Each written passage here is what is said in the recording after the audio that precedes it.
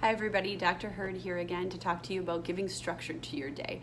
Now this can be used for either weekends or vacations or any sort of day where you feel like you might need a little bit more structure or the kiddo might need more structure. This is also something in that you can use regularly for younger kids because younger kids like to know what's coming up in their day, and as soon as they're old enough to talk, you'll actually hear them say, you know, what's going on today, what's next, what's going on tonight, what's going on tomorrow, because they are trying to organize their thoughts and they're trying to calm themselves to have an understanding as to what's going to happen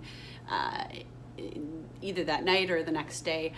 Sometimes for younger kids, you also see them have an upset that seems like they're having an upset for no reason, but when we track back to what the cause of that upset was, often has to do with them not understanding what the next thing in their day was.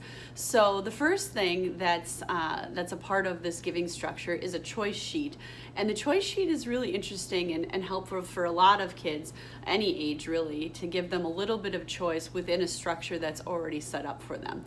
So this is actually a really good one to use for little kids who are just having a little bit of trouble. It gives them a little bit of choice, but doesn't give them full control over what's going on. So for example, if you have to run errands, a good example of this is using the choice sheet. Do you want to go to Target or do you want to go to Shopko? And they get to choose, but they didn't actually get to choose whether or not they went on the errand. But you don't need to tell them that. You just use the choice sheet to do that, so that they feel like they have a little bit of a choice in the day. Another example is you have a box of popsicles. It's all different flavors. Do you want the purple one or do you want the yellow one? And they get to choose, and they feel like they've gotten a little of choice during their day, even though you knew that next on their day was a snack. So that's an example of how to use the choice sheet. It helps calm kids. It helps them feel like they've had a choice within a structure.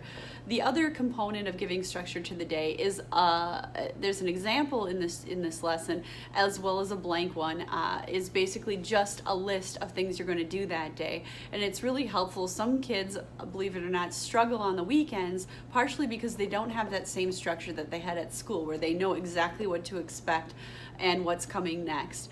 They often don't exactly know what to do with themselves when they have unstructured time. So one of the ways you can use that on the weekend to help them is kind of plan even at home. If let's say it's a home day, but some kids struggle with that lack of structure and not knowing what to do with themselves, and eventually get crabby, or they'll play too many video games, or they will, say I'm bored many times.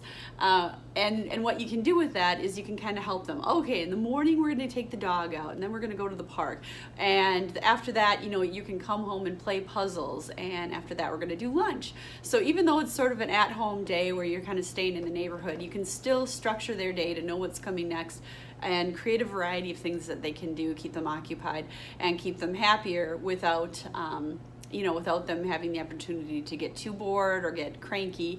You can still build in a little bit of, their screen time, although not too much, just because we know through research that's contributing to the irritability for kids. So maybe after lunch, you get to have, 15 minutes of your game, and then after that, we're going to run all around and play soccer in the yard for a little bit. Some things to get them active, some things to just kind of change it up, and then to help them structure. Because oftentimes what I'll hear is, well, they have a million toys, and I don't know what their problem was. And at my house too, boy, do we have a lot of toys. But what'll happen is some kids just struggle with the lack of structure, and it actually happens to a lot of us. So that if you don't have a plan for kind of keeping things changed up during your day, or kind of keeping yourself on track to change the activity and keep busy, what'll happen is we might get bogged down with one of our screens, which we do know through research has a little bit of an addictive quality to it, meaning that you only meant to play for a little bit, but now all of a sudden it's a really long time and we haven't varied it. And anyway, we don't move on to the next activity. We end up grouchy, irritable. This is a tool that helps you kind of keep that variety in the day, helps keep things structured, and helps things going smoothly at home.